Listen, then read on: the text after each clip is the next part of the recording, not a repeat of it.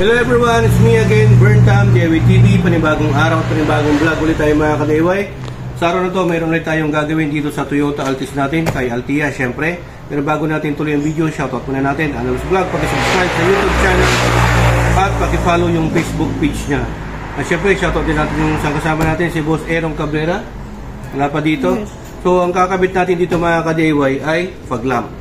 So, papalitan na natin yung original fog lamp kasi itong Toyota Altis natin, 2001 model pa po ito. So, matagal na po ito. Ang ginawa namin dito, nilagyan lang namin to ng tent para ma-restore namin yung ilaw niya. Para mas nilagyan namin ng film tint na kulay yellow. Pero, siyempre, due to sa katagalan na rin po, mahina na yung buga ng ilaw niya, kaya palitan na po natin ng bago. So, ang ipapalit po natin ay pang 2004 model. Pwede naman po dyan. Kasi yung bumper niya, hindi po siya pang 2001. Pwede naman palang palitan ng 2004 model po itong bumper niya. Ito po yung stock.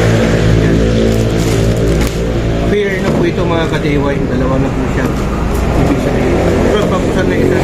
Tapos ito, clear. Meron po kayo magbibili ng ganito sa Lazada or Shopee or sa mga auto supply.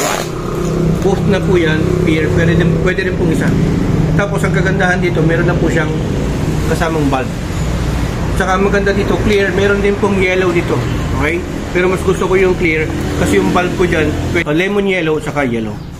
Importante din po kasi na meron kang fog lamp para pag umakyat ka sa Baguio o sa mga matataas may foggy. Kaya nga fog lamp para sa fog. Okay? Para ma-penetrate niya yung fog.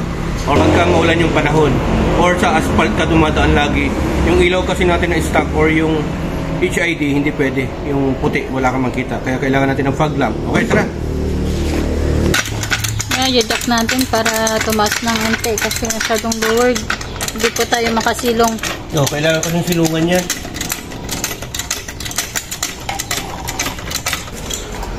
Natin para mas wala paano. Yan, okay. So ayan mga ka-DIY, testing natin yung ilaw niya na sinasabi ko, yung papalitan natin. Ito yung stock. So yan yung fog lamp niya. Okay? Yan hindi na siya umiilaw. Okay? Kaya papalitan na po natin siya. Yan, pero yung sa may kabila niya na part, sa may right side, hindi na rin nailaw, no? Naglulus siya, kaya papalitan na po natin siya mga ka-DIY. So yan, kaway-kaway, kasama natin sa Analos Vlog. Yun. Tapos siyempre si Aaron Cabrera. Yun saglit na naman to. So ayan mga ka-DIY, tinatanggalan natin tong left side sa may driver. Yun, tinanggal muna natin yung ilaw. Yung may ground. lock naman yan. Body ground. Saka dito lang naman nakalagay yung ground. Turo mo. Dito. Yan. Ganoon lang po ang pagpapalit. Saglit na naman po to mga ka-DIY. Pero alam ko dito, mayroon pa tayong kailangang butasan dito para hindi siya mag-moist. So, yan mga ka-DIY, ito sa bago, wala pang butas kaya kailangan butasan natin to. Yan. So, dito kasi meron, Yan, pagka nagmo-moist, maulan, panahon nagkarwas ka, dito lalabas dapat. So, dapat butasan natin to para hindi mamawis dito sa loob. Okay? So, ayan, pwede nating butasan ng ganyan or yung soldering, di ba? Or pwede yung gupitan ng ganyan, ayun, para lalabas yung butas niya. So, ganyan po yung diskarte niya mga ka-DIY. Inuulit ko po, pagka maglalagay kayo ng bagong fog lamp or headlight, kailangan na butasan nyo yan kasi singawan po yan. Okay? Sa mga iba kasi na hindi nakakaalam, hindi nila binubutasan yan, basta na lang nila kinakabit. So, yun, pag nagpapakarwas or maulan, nagmumoist dito. Pati sa mga motor, mayroong ganyan. Breather po ang tawag niyan. Para dyan lumabas yung moist or yung pawis. Yan mga ka-DIY, so ang gagawin natin, yung bumbilya na kasama niya, itatanggalin natin. So kailangan natin buksan yan. Ayan, tatanggalin muna natin bumbilya para ipapalit natin yung bumbilya natin na kulay dilaw. So pag tatanggalin nyo ito mga ka-DIY, itong lock niya, para sa sakit to dyan ilalagay. Tanggalin nyo muna to para matanggal natin ilaw. Yan, tapos may lock to, yun. Baba lang natin to.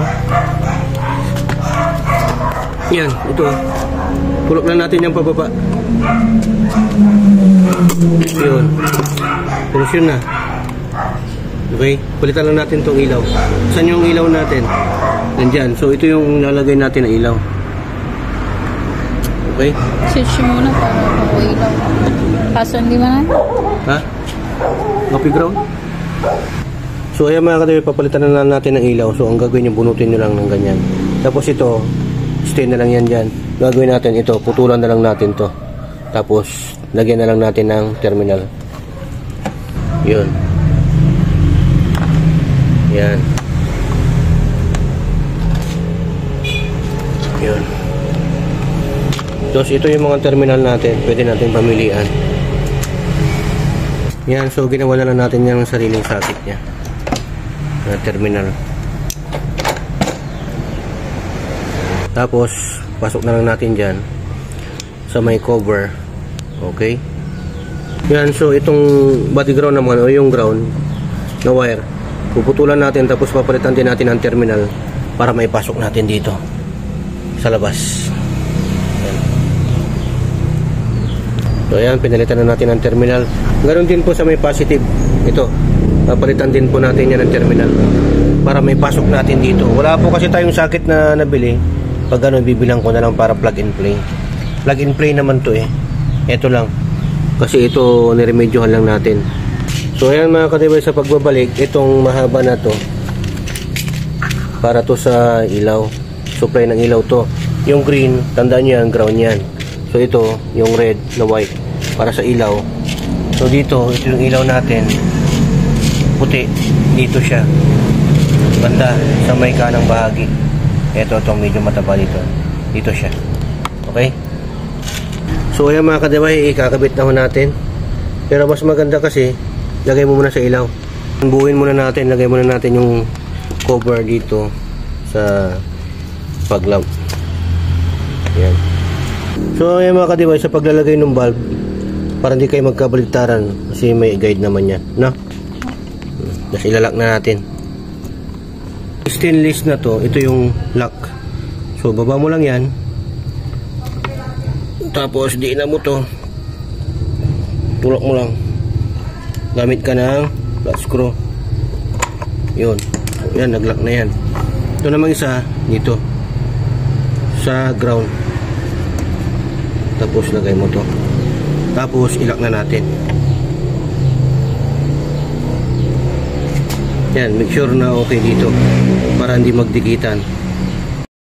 So ayan mga kadiway, kinakabit na rin po natin, finifix na po natin yung wire doon sa may cover. Hindi na natin makita dito kasi medyo madilim na talaga. Tapos itong ano na to, itong bakal na to, yan yung adjustment niya. Kung gusto mong ano, gilid, side by side yan, left and right. So ganyan yung isura niya. Tapos kakabit na natin. So ito mga kadiway, kailangan nating tanggalin pa yan yung puti na yun na plastic para doon. Sa socket niya yan eh. Parang lock niya. Doon natin ikakabit. So yun, inilock na rin natin yung sa may likod. Fix na lang natin yung tornilyo na puti doon. Tapos tsaka na natin tanggalin tong ano pagka na-fix na natin lahat. So yan mga kadiway, kinakabit na rin natin dito sa may loob. So ganyan yung pag-fix nung ano, yung parang lock niya na puti. Yan, dito natin sa loob talaga yan i-fix. Tapos higpitan natin yung tornilyo. Ganyan yung sura niya sa loob. Kailangan mo talagang humiga. Yung jack kasi natin medyo maliit. Yan, ganyan yung sura niya. Yan, tapos i-fix na rin natin yung tapaludo. Yan, yung fender, ano niya, liner. So yan, dito naman tayo sa kabila mga kadeway, sa may passenger naman. Madilim na talaga. Sinadya namin talaga na gabi namin gawin to para makita natin yung liwanag, kung gaano kaliwanag pagkagabi yung nabili natin. So ayan mga kadeway, baklasin na rin natin tong sa may kabila. So ayan, tinatanggal natin yung wire. Yan o, kakasilaw lang kasi. So ayan, kailangan natin tanggalin yung wire. Ginawa lang dati ng remedyo yan kasi wala na rin socket. Kumbaga binuhay lang natin to kasi nakuha natin tong auto. Eh wala na rin, di na rin nagana. Yung kunin mo na isa, bago, dyan, may bago. So ganito yung itsura nya, yung luma. Ito pa yung original Stanley. Okay, ang kukunin na natin dito yung ilaw, yung bilya. May separate video tayo nito kung paano natin to binuhay. Pininturahan natin ng chrome yan. Tapos yan, nilagyan natin ng film tape. So same procedure lang din tayo dun sa kabila mga kadiway. Yan, hindi na natin pakita yung video kung paano natin to gawin kasi same procedure lang din po. So yan, binubutasan din ni Mr. Aaron Cabrera. Yan, kailangan natin kasi itong butasan, palabasin yung butas para na sa ganun yan lalabas yung pawis para hindi magkaroon ng moisture sa lens. Tapos tanggalin na rin natin yung bumbilya dito. Yan, tanggalin na rin natin to para mapalitan natin ng bumbilya. Fog lamp pa kasi to, kumbaga halogen type pa kasi to, maksaya sa battery ang halogen type talaga. Kaya papalitan natin ng lead type para malakas at hindi siya masyadong consumption sa battery. Okay. So yan, same procedure, hindi mo namin masyadong pakita sa detalye. Yan yung itsura ng halogen bulb, nakalagay kung ilang watts ba to. Alam ko nasa, tinan mo kung ilang watts, boss. 100, 60, 80, 55 watts. So ayun, nakalagay 12 volts, 55 watts. So ganyan talaga ang ano ng halogen. Ang halogen po kasi mga kadewa ay napakainit sa ano po yan, napakainit na bumbilya po ito, hindi po pwedeng masyadong mataas na gagawin. Pwede mo naman pala pataasan to para mas malakas, gawin mo kung ito 55, di ba? Pwede mong gawin na 80, kaya lang malulusaw po yung lens. Ito, maluluto. Halogen bulb masyadong ano po ito, mainit. Parang sa bahay, kumbaga yung bumbilya na pula, masyadong mataas. So yan, ilalagay na po natin yung bagong palit natin na LED bulb. Okay, na yellow at may lemon yellow. Salpak na rin natin yung ground nya. Tapos ilagay na rin natin yung cover. Yung malaki sir ron sa ilaw Oo, yung malaki sa ilaw. Sa ilaw. Yun.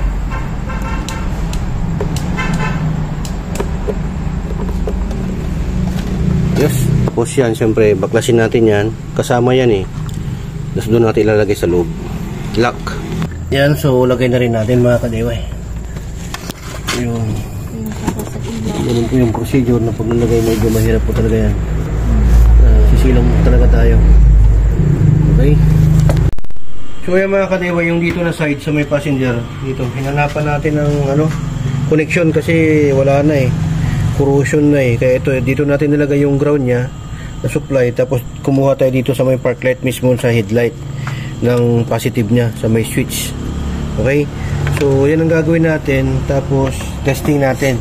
Kung iilaw naman to, sasabay yung pag-lag dito. So, try natin. The same. Sige. Okay. Ayun. Kapay dalawa. Parang masunod yun. Okay. Okay. Yan. Parehas na ilaw niya. Apo. Green. Okay. So, yan, tatanggalin na lang natin ito bukas.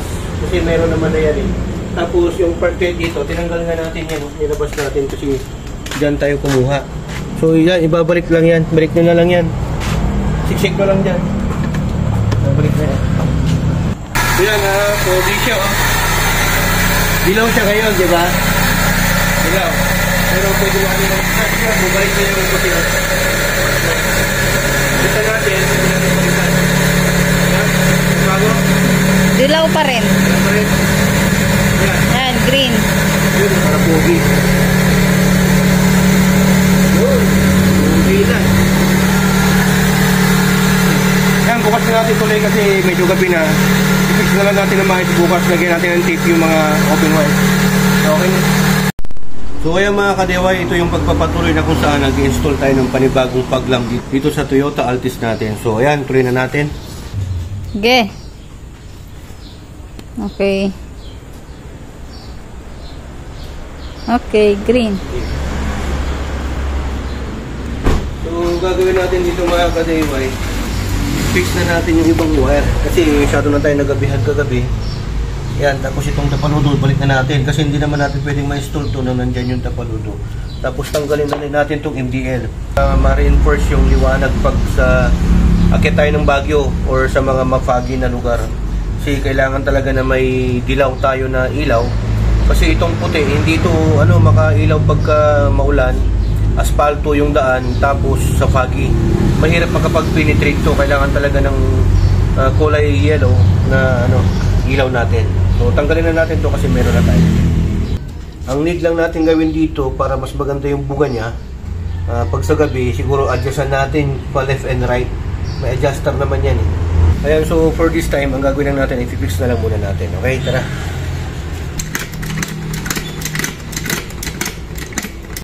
So, ganito yung gagawin natin mga kadibay pag i-fix natin yung sa may tapaludo. Ayan, kailangan natin lagyan ng cable tie. Diba? So, yan o. Lagyan natin ng cable tie kasi itong fender liner niya, yung tapaludo niya, ilagay na rin namin, binilan namin sa Lazada kasi nakuha ko to, wala nang tapaludo.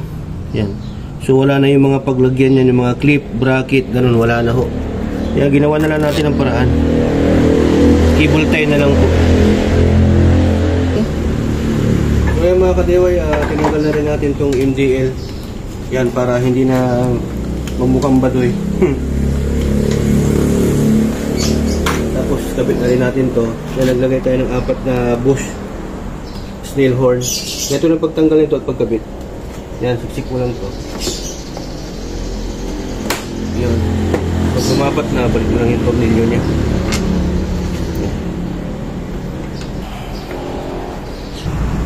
Clip. Pasok mo lang. Kailangan tama. Diskarte dyan, tanggalin mo muna to. So, kailangan tanggalin mo muna to para hindi po siya masikip. Magpasok mo yan, tapos saka mo ipapasok to para mag-lock.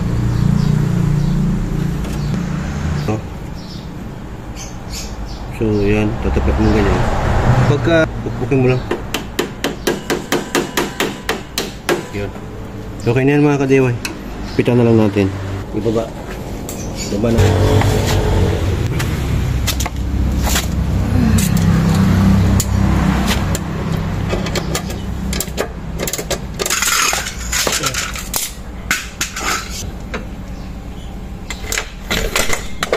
Yun.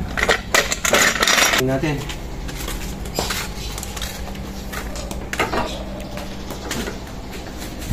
Tanggalin natin. Okay.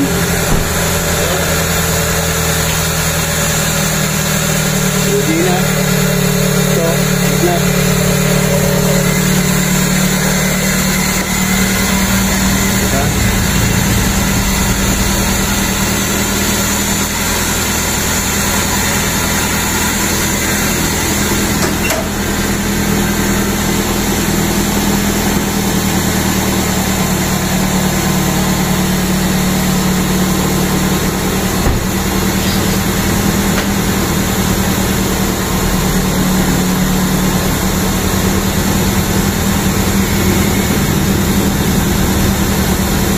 Bago. Kulay green. Yellow. Yellow. Green. Alimat pogi. Yellow. Yellow mo.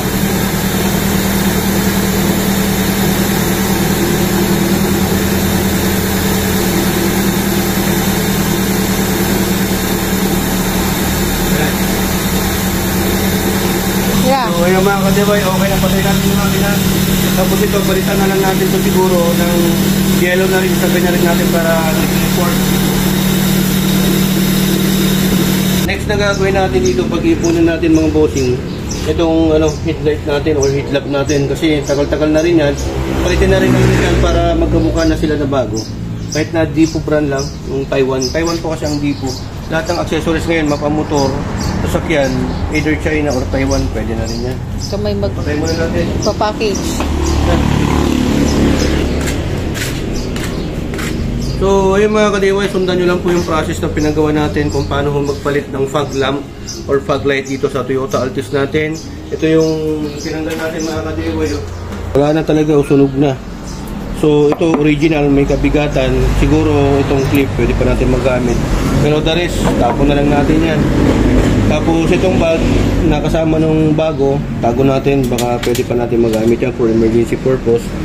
At the same time, yung para mga kadiwa, yung link, lagay ko na lang po sa description below. Ayan, kung may natutunan naman po kayo sa content natin sa ngayon kung paano magpalit ng fog lamp or fog light dito sa 2001 Corolla Altis natin. Sundan nyo lang po yung process. Ingat na po kayo sa pag-DIY dyan dito sa HPT. Dalawa lang pong meaning ng DIY. Do it yourself at destroy it yourself. Dito sa HPT, natuto ka na, nakatipid ka pa. Dyan sa HPT, sharing is Caring. caring. So yan, maraming salamat. Tumagal Pinagor, yung Burnham, signing off.